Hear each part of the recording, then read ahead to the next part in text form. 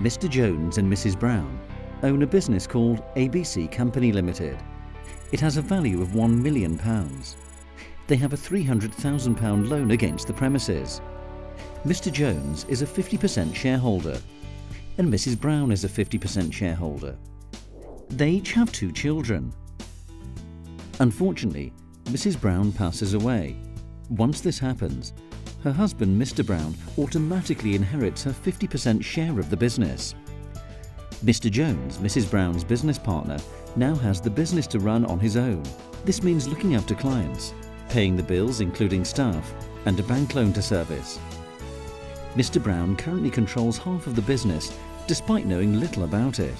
He'd like the Brown family to be financially secure, but now wants full control of ABC Limited so that it survives. He needs to find £500,000 to buy Mr. Brown's shares. Before Mrs. Brown died, Mr. Jones and Mrs. Brown took advice in setting up shareholder protection for their business.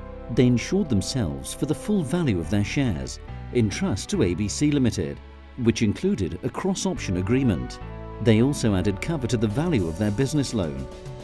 The business paid for both of these policies. The shareholder protection package means the life cover policy pays out £500,000 to the company. Mr. Jones then exercises the cross-option agreement in order to buy Mr. Brown's shares. Once he's done this, Mr. Jones owns 100% of the business. Mrs. Brown's business loan protection policy also pays out £300,000 to the company. This gets paid to the bank, and the premises are now fully owned. ABC Company Limited can continue to trade under Mr. Jones' ownership, and Mr. Brown and his children are financially secure.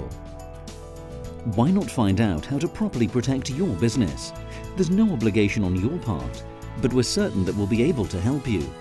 You can start by getting an online quotation.